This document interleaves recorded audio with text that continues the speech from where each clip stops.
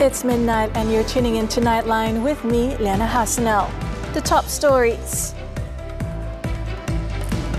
E-waste crackdown. Over 1 billion ringgit worth of machinery, e-waste seized. And probe into Kuantan food vendor murder case nears completion.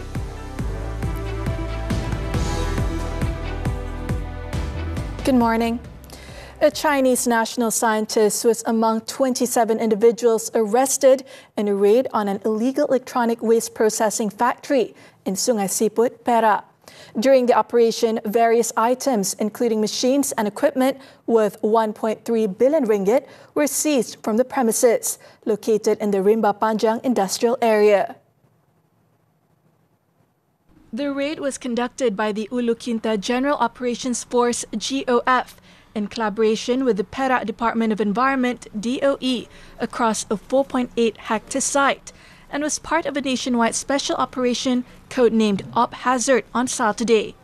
It was carried out following a month-long intelligence operation using drone technology. The factory, which had been operating since last year, is located about 2 kilometers from the main road and was not registered with the DOE for e-waste processing.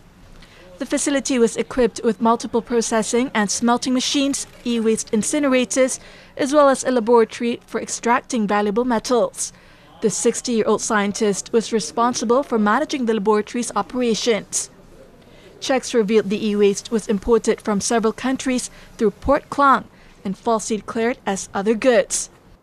Jongkong ataupun besi itu dia akan masukkan dalam tin aluminium yang siap pack dan dia akan masukkan balik dalam kontainer. So dia akan ekspor balik lah. Those detained comprised 2 locals, believed to be the factory owner and supervisor, 14 Chinese nationals, 10 Myanmar nationals, and a 2-year-old child, believed to be the offspring of one of the Myanmar workers. All the Chinese nationals were found with documents suspected to be forged. Further investigations into the factory's operations are being carried out under the Environmental Quality Act and the Immigration Act. Meanwhile, illegal e-waste processing and smelting activities at an oil palm plantation in Simpai, Kota Perdana, Pekan Pahang have been dismantled by authorities. During the raid, various equipment and waste materials worth over 401 million ringgit were seized. During the operation on Saturday, 2 individuals were arrested. The syndicate is believed to have been operating since 2022. Sourcing e-waste from China and conducting illegal processing activities that pollute the environment. In Sarawak, illegal e-waste processing and storage activities were dismantled in a joint operation at Sejingkat Industrial Park, Kuching. The raid led to the arrest of 2 individuals and the seizure of various waste materials and machinery, with an estimated total value of 16.42 million ringgit. Elsewhere in Kuantan, a 47-year-old man working as a factory caretaker was arrested during a raid on a waste disposal processing plant at the Pangkalan Cepat 2 industrial area on Sunday. Upon inspection, 6 sacks of e-waste were found inside the factory without valid documentation, with the seized items valued at nearly 60,000 ringgit. In Johor, police uncovered illegal e-waste storage and processing activities, seizing various machines, equipment, precious metals, and waste materials worth 71.5 million ringgit last Friday.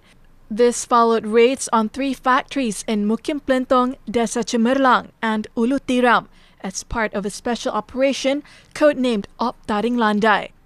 The operation was carried out by the Marine Police Force's Intelligence Unit in collaboration with the State DOE and the Johor Bahru City Council. State Police Chief Datuk M. Kumar stated that during the raid, which began at 6 a.m., 2 foreign nationals working at the premises were also arrested. Police are currently tracking down other individuals involved. Among the seized items were 2,379 tons of various metals, including iron, tin and copper, as well as automotive, electronic and plastic components. The various materials believed to have been imported from abroad have been handed over to the Johor DOE for further investigation. The police investigation into the murder of an online food seller in Kuantan, Pahang last Thursday is nearing completion. Authorities stated that the investigation papers are being finalized and will soon be referred to the Deputy Public Prosecutor's Office. The main suspect in the case is also expected to be charged before his remand period expires. On Sunday, the 53-year-old suspect was escorted under tight police security to the crime scene near the Tanjung Lumpur Bridge at around 2:30 p.m. The police and the suspect remained at the scene for over an hour before leaving at 4 p.m. Kuantan Police Chief Assistant Commissioner Wan Muhammad Zahari Wan Busu stated that officers were working to gather additional evidence at the location. It is understood that investigators were searching for the victims and suspects' mobile phones, which were allegedly discarded into the river. The body of 37-year-old Nur Shamira Zainal was discovered on a riverbank near the Tanjung Lumpur Bridge at 12:45 p.m. on February 13th, 17 hours after she was reported missing. The victim is believed to have gone to the location for a cash-on-delivery transaction before being murdered. Police later arrested the main suspect at a house in the Wakaf Tembusu Gong Badak residential area in Kuala Terengganu on Saturday. Earlier on Sunday, it was reported that police had also arrested a 42-year-old pawn shop worker in Kuala Terengganu to assist in the murder probe. Investigations revealed that the main suspect had visited the pawn shop and pawned a gold bracelet belonging to the victim, estimated to be worth 30,000 ringgit. A total of 2,600 students from Datuk Kramat, Kuala Lumpur, received early schooling aid through the Back to School program held in the capital on Sunday by Yayasan Benar Nusa. The aid, which included cash assistance and school bags, was distributed to underprivileged students in the Titiwangsa Parliamentary Constituency, who will be starting the 2025-2026 academic session. The program was held at the Datuk Kramat Sports Complex Hall, starting at 8:30 a.m. and was officiated by Plantation and Commodities Minister Datuk Sri Johari Abdul Ghani, who is also the Member of Parliament for Titiwangsa. This was the third aid distribution held this year under the annual program, which aims to reduce the financial burden on families in need within the constituency. Parents of the recipients expressed their gratitude for the assistance, as it helped relieve their financial strain in preparing for the upcoming school session. Memang sangat meringankan lah sebab setiap tahun Alhamdulillah dapatlah daripada Datuk Jo, daripada yayasan jugalah. Terima kasih, sangat-sangat membantu, meringankan beban kami lah. Alhamdulillah dapatlah sebab sekolah menengah ni banyak pakai duit juga kan, sebab anak yang nombor 2 ni di SPM. Jadi macam untuk ada sikit bantuan kewangan ni dapat kurangkan sikit beban. Dengan keadaan ekonomi sekarang ni kita faham je lah kan macam mana. Banyak, memang banyak nama pun bantuan. Ini orang kata ringankan, boleh kita nak bayar yuran ke apa kan. Tahulah sekarang. Memang tiap-tiap tahun memang Datuk memang bagi bantuan. Apart from Datuk Kramat, the aid distribution was previously held in 2 other zones, namely Kampung Pandan and Kampung Baru. In total, the Back to School program benefited 9,000 students. The 2025-2026 school session commenced on Sunday in 3 states, Terengganu, Kuantan and Kedah. All schools operated as scheduled, with the enrollment of Year 1 students being the main highlight. In Terengganu, a total of 256,869 primary and secondary school students resumed classes. At Sekolah Kebangsaan Bukit Sawa in Marang, 133 Year 1 pupils started their first day of school, adapting well to the new environment and making new friends. Statewide, 23,254 Year 1 pupils began their schooling journey, representing a 5% increase compared to the previous year. In Kedah, 349,966 students from 752 schools commenced the new academic year. Pupils at Sekolah Kebangsaan Datuk Wan Kemara in Changlun were thrilled to be welcomed by a superhero upon their arrival at school. Parents of Year 1 pupils were also seen eagerly observing their children as they embarked on their schooling journey. A total of 217 Year 1 pupils were enrolled at the school. In Kuantan, 259,048 students from 595 schools began their school session for the year. This figure includes students from 22 schools that were affected by the floods at the end of 2024. According to the State Education Department's Deputy Director of the Planning and Management Sector, Mat Lazim Mohammed, preparations for the new school term have been progressing smoothly, with all necessary equipment in place. The Malaysian Anti-Corruption Commission, MACC, is prepared to monitor people's housing projects to prevent leakages and corruption. Its Chief Commissioner, Tan Sri Azam Baki, announced that a special team will be set up as soon as possible to carry out this task. When contacted, Azam stated that the MACC will conduct a detailed assessment to identify key aspects related to people's housing projects. This includes identifying the locations and number of projects that are either ongoing or planned for implementation, as well as evaluating the associated costs and ensuring compliance with government-mandated project specifications. Memang menjadi tanggungjawab kami dan saya sebagai ketua SPRM ni kita akan mengambil langkah-langkah yang perlu bagi tujuan memantau projek-projek berkenaan. Sebelum ni kita tidak ada spesifik kerana kita berdasarkan kalau sekiranya ada maklumat yang mengatakan projek tidak dijalankan dengan betul dan sebagainya. Tapi kali ini apabila Yang Amat Berhormat mahu SPRM dilibat uruskan, maka kita akan tubuhkan pasukan untuk tujuan untuk memantau projek-projek berkenaan. Azam was responding to the Prime Minister's call on Saturday for the MACC to oversee people's housing projects. Datuk Sri Anwar Ibrahim had emphasized the need to prevent corruption in housing development, as it could ultimately affect overall project costs and completion. Starting Monday, drivers who hold a probationary driving license, PDL, can upgrade it to a competent driving license, CDL, via the MyJPJ app. This initiative will benefit a total of 2.38 million eligible PDL holders nationwide. Road Transport Department RTD Director General Dato A.D. Fadli Ramli stated that the online application process will help reduce congestion at RTD service counters. The introduction of this new feature aims to enable motorists to apply for a CDL without the inconvenience of visiting RTD counters. Besides being simple and fast, applications can be made at any time using a smartphone. Users are required to download or update the MyJPJ app before logging in. They will then only need to select the relevant menus within the app and make the necessary payment. Once completed, they will receive a notification regarding their application status. Artificial intelligence, AI, is increasingly becoming a part of daily life, and together with other innovations such as blockchain, it has the potential to transform Malaysia's financial technology sector. According to FinTech Association of Malaysia, President Wilson Beh, both AI and blockchain can serve as powerful tools to reshape the industry, further advancing the country's digital payment systems.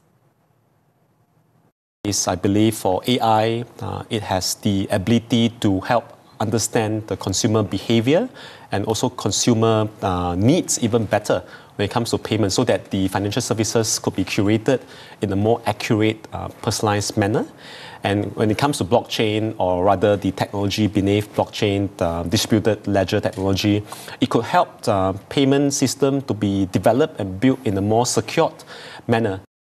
Wilson said this on an episode of TV3's flagship financial and business talk show, Money Matters, which was aired on Saturday.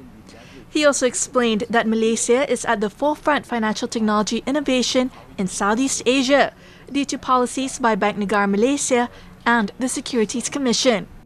The regulators are also taking the approach when it comes to innovation. They are encouraging innovation to take place, especially responsible innovations, which can make financial services to be more accessible, but of course at the same time with the protections to be given to consumers. Looking ahead, he believes the local financial technology sector needs greater exposure to enhance its reputation on the international stage. Influenza, or the flu, is a contagious respiratory illness that can range from mild to severe and may lead to serious complications, including death. To reduce the risk, vulnerable groups, particularly senior citizens, are advised to receive the influenza vaccine, not only to protect themselves, but also to safeguard those around them. Nightline's Muhammad Nadir Asfar has the report. Starting February 18th, Malaysians aged 60 and above with at least one chronic illness will be eligible for free influenza vaccinations. The initiative, introduced by the Health Ministry, expands the influenza immunization program, originally launched in 2006, which previously catered only to frontline healthcare workers. The voluntary national vaccination program, which will benefit over 170,000 senior citizens, aims to protect high-risk groups from severe complications caused by the virus and to introduce stronger herd immunity. According to the World Health Organization, WHO, it is estimated that seasonal influenza causes between 290,000 and 650,000 deaths annually. However, the government's initiative to combat the virus has received mixed reactions from the public. I don't think vaccine is necessary. If we train our body to get more vaccine and vaccine all the time, I think one day we lost our great generation, with our natural health. What we have to do is we have to keep our antibodies become more better by exercising, taking good health, good food. It's not depending on vaccine. I think there's a great action by government. I think the kids take the big responsibility to bring their parents, mostly old citizens, to the hospital and take these opportunities. If talking about the vaccine, first of all, it's a choice must be made by the elders. And as a son, and so if you're talking about as a son, I feel, you see, first of all, influenza is a very subjective thing, okay? If you ask me personally, during the COVID time, okay, I felt I forced to take to protect myself and also our family because we don't have a choice, okay? They already took few rounds of vaccination. I feel it shouldn't be forced over that on the influenza side, okay? Meanwhile, Malaysian Medical Association MMA President Datuk Dr. Kalwinder Singh Khaira said that senior citizens are encouraged to take the vaccine as they are more prone to developing health complications due to their weakening immune system. Elderly are always at risk of getting infection like pneumonia or complications from the disease of what we call as bacterial superinfections. So if you're not vaccinated, you are at a higher risk of this. And also those of our adults with the heart disease, diabetes, COPD and all that, also you can have respiratory complications which can be more worse. And of course, as I mentioned earlier just now, it can lead to it can lead to more severe complications and even death. He also explained that it is crucial for the elderly to take the vaccine as the virus's strain changes every year. These vaccines have been there for many years. This is different vaccines, so the strain changes every year. So that is the reason why you need to get the vaccine every year because the strain changes. So those who have been taking it over the years will continue to do so because it provides a certain level of protection. With flu cases rising, health officials warn that influenza is more than just a seasonal nuisance. Vaccination is the best defense to protect against the severe complications caused by the virus, protecting both your loved ones and the wider community. I'm Muhammad Nadir Asfar for Nightline TV3. Sri Pahang holds Sabah to a draw. Sports after this breather. Kalau semua ejen dah pakai Iris, Mata perlukan saya lagi ke? Kenapa semangat sangat nak kejar aku sampai sini? Semua rimau aku serang, aku masih boleh tendang. Kalau nampak jangan-jangan, kalau kacau benang kami nanti dengar gendang perang. Lepas lawan yang di sini lawan yang seberang. Kita jaga kita.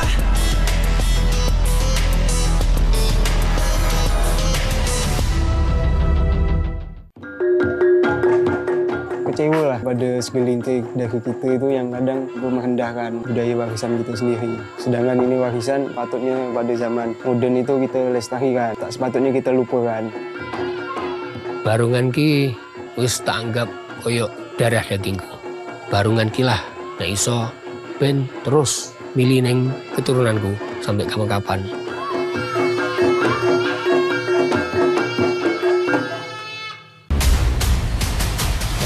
PGA Senoi Pra pantau pencerobohan Sungai Golo. Kak dia jaga ni memang lengih lah. Tak ada orang pergi mari mana lah. Rentas sempadan negara, penyeludup semakin terdesak. Dan ni kita percaya daripada Thailand. Kita tahan dulu ini. Dengan kamu, kita akan buat pemeriksaan menyeluruh. Saksikan 999 Selasa jam 9 malam di TV3 dan stream sekarang melalui Tonton. Seorang pelajar didera dan dipukul ekoran daripada kehilangan komputer riba. Ayah hantar awak pergi ke universiti, sihat walafiat badannya. Kembali anak saya dengan keadaan yang begitu mengecewakanlah. Ibu bapa kepada Allahyarham Zulfarhan, mereka menangis dan menadah tangan. Mangsa meninggal dunia pada 1 hari bulan Jun. Jadi persoalan apa yang berlaku selama 10 hari ini. We're back with sports, football, the Super League. 2 matches took place on Sunday night, and both matches saw the teams sharing the spoils after Kuching City FC were held to a 1-1 draw by Penang FC, while Sabah FC were held to a 2-2 draw by Sri Pahang FC. At the Lika Stadium, Darren Lock put the hosts ahead in the 21st minute when he converted from the spot. Their lead, however, did not last long, as Adam Nur Azlin drew level for Sri Pahang just 3 minutes later. The visitors pressed on and extended their advantage just before the interval through Kepa Sherman. The Rhinos refused to back down, with Locke scoring his second of the night to make it 2-2 on the hour mark. The result sees Sabah in 3rd place with 33 points, while Sri Pahang remains in 11th. Still on football, the German Bundesliga. VfB Stuttgart's Champions League qualification hopes received a setback on Saturday with a 2-1 home reversal against Wolfsburg. The match remained goalless for 72 minutes until substitute Nick Voltemade, just 2 minutes after coming on, slotted into the corner of the net to give the hosts the lead. Just 5 minutes later, the visitors leveled the score as Thiago Tomas capped off a well-crafted move, courtesy of a clever assist from Mohamed Amoura. The crucial moment came in the 85th minute when a VAR review ruled Yosha Bangnoman had handled the ball, allowing Amoura to convert the penalty and secure all 3 points for Wolfsburg 2 minutes later.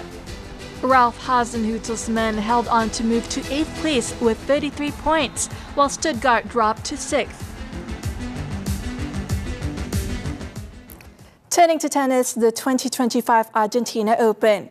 Francisco Cerundolo set up a showdown with 18-year-old rising star João Fonseca in the final of the ATP 250 on Saturday, after the home favorite cruised past Pedro Martinez of Spain in the semi-finals. The number 5 seed won 5 games in a row from 1-2 down in the opening set to take control, and the third break of serve early in the second proved enough for him to seal a 6-2, 6-4 victory in 1 hour and 34 minutes. This will be Cerundolo's 6th appearance in an ATP final, and he will be going for a 4th career title.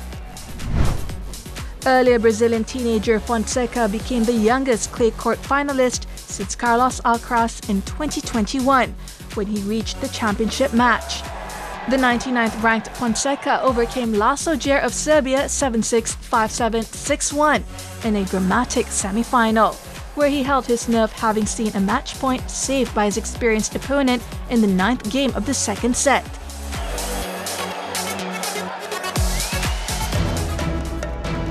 Deadly stampede hits India railway station. The details after this break.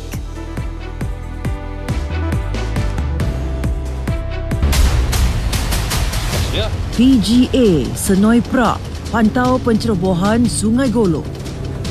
Cak dia jaga ni memang lengih lah. Tak ada orang pergi mari mana lah. Rentas sempadan negara penyeludup semakin terdesak. Dan ni kita percaya daripada Thailand. Kita tahan dulu ini. Dengan kamu, kita akan buat pemeriksaan menyeluruh. Saksikan 999 Selasa jam 9 malam di TV3 dan stream sekarang melalui Tonton. Seorang pelajar didera dan dipukul ekoran daripada kehilangan komputer riba. Ayah hantar awak pergi ke universiti, sihat walafiat badannya. Kembali anak saya dengan keadaan yang begitu mengecewakanlah. Ibu bapa kepada Allahyarham Zulfarhan, mereka menangis dan menadah tangan. Mangsa meninggal dunia pada 1 hari bulan Jun. Jadi persoalan apa yang berlaku selama 10 hari ini. Jangan pakai hentam. Kau tu masih suami Lisa. Daddy, Ria nak minta maaf. Siapa perempuan tu? Siapa? Darah. Semua ni salah you, Haris. Bagi muka sangat dekat anak maid tu. Akad yang terlindung. Episod akhir. Isnin 10 malam di Samarinda TV3. Daun-daun cinta peluru tanpa arah. Unlocking the future of business. From industry evolutions to policy changes, we go beyond the headlines. Deep insights, sharp analysis. Understanding the forces driving tomorrow's economy. Key financial insights that drive decisions. This is Money Matters, every Saturday, 5 p.m. Only on TV3 and stream now on Tonton. We're back with news on the foreign front. In India, 10 women and 3 children were among at least 18 people killed in a crowd crush at a train station in the capital, New Delhi, as thousands of Hindu pilgrims waited to board trains to attend the annual Mahakumbh Mela religious festival. The incident unfolded on Saturday night on 2 platforms at the New Delhi railway station, as huge crowds waited to board trains to Prayagraj city, where the festival is being held. Authorities said the incident occurred after some passengers slipped and fell on others while coming down from a footbridge that connects train platforms. It is understood that an announcement about a change of train platforms created confusion among the passengers that led to the stampede. In the meantime, India's railway minister said that an investigation has been ordered to find what led to the stampede.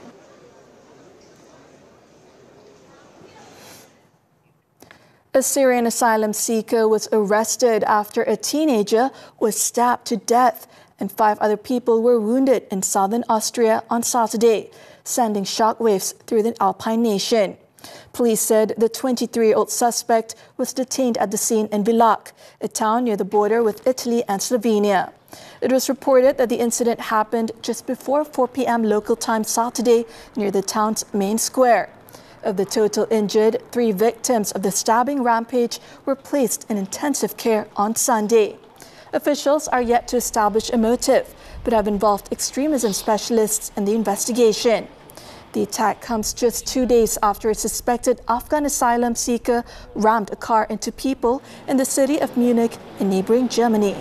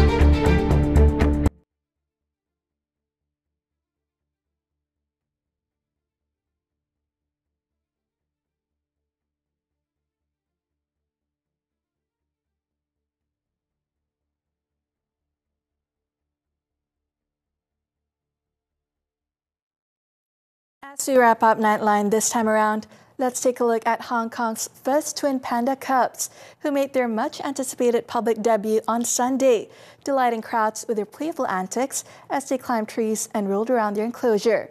With that, I'm Liyana Hassanel. Thank you for watching and be well, Malaysia.